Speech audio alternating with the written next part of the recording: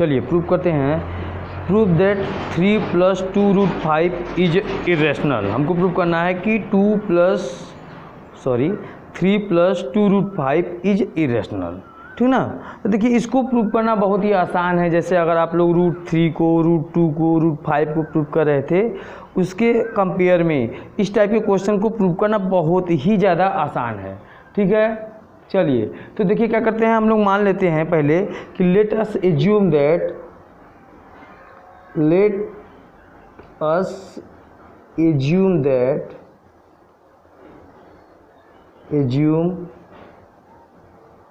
इसको पहले यहाँ प्रूफ लिख दो भाई। लेट अस एज्यूम दैट, क्या एज्यूम करना है कि टू कॉन्ट्रेरी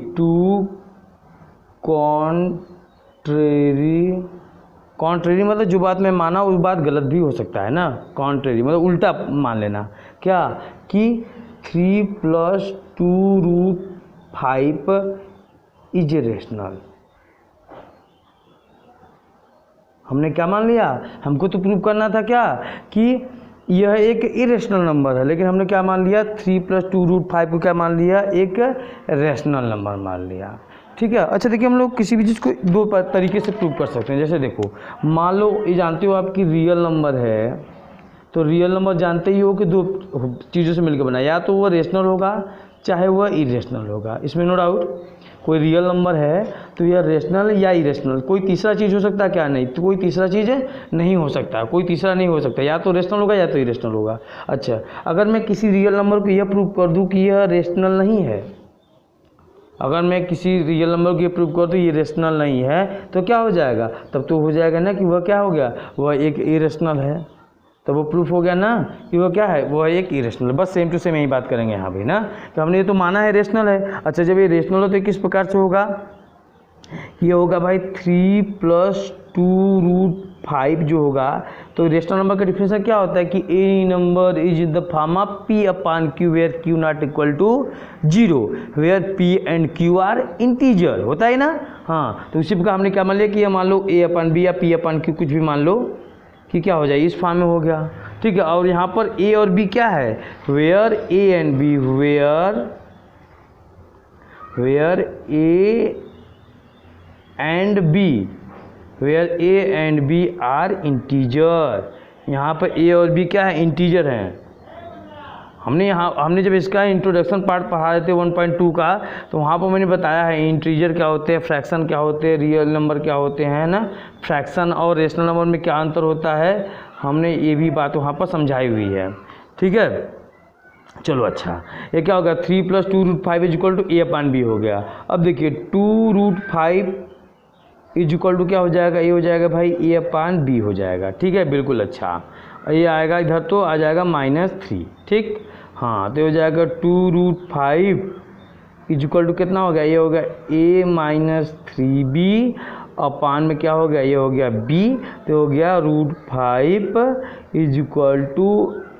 A - 3B/2B, ठीक है। बस अब इस क्वेश्चन का 95% काम हो गया, बस इस क्वेश्चन का 95% काम हो गया। क्या, अच्छा देखिए अगर A और B इंटीजर है, 3 भी इंटीजर है, तो इंटीजर को इस प्रकार से ऑपरेशन में सॉल्व करेंगे तो इंटीजर ही आएगा।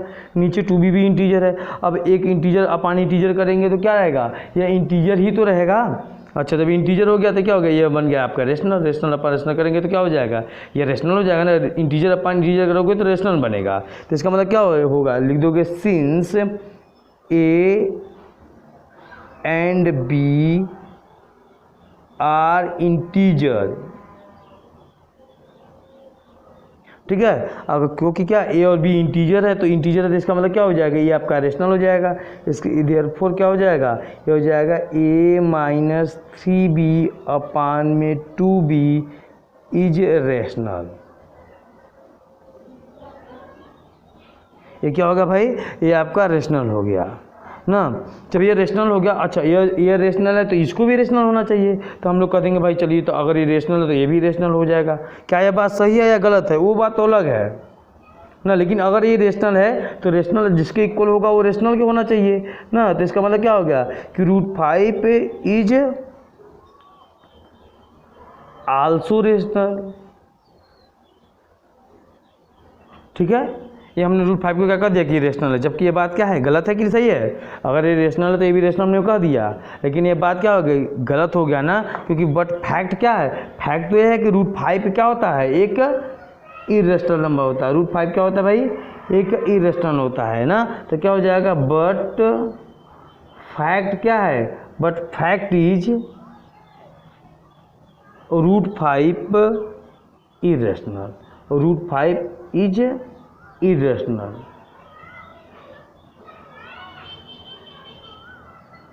Root 5 is irrational. इसका मतलब क्या हो गया भाई, सिंपल सी बात है कि हेंस मेरा जो एजम्पशन था वो एजम्पशन क्या हो गया, इनकरेक्ट हो गया। हेंस आवर एजम्पशन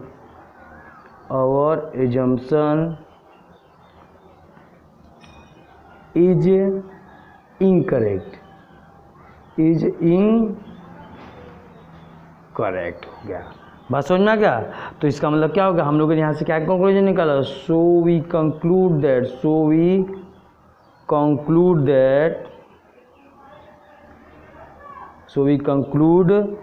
दैट क्या कि 3 + 2√5 इज इरेशनल।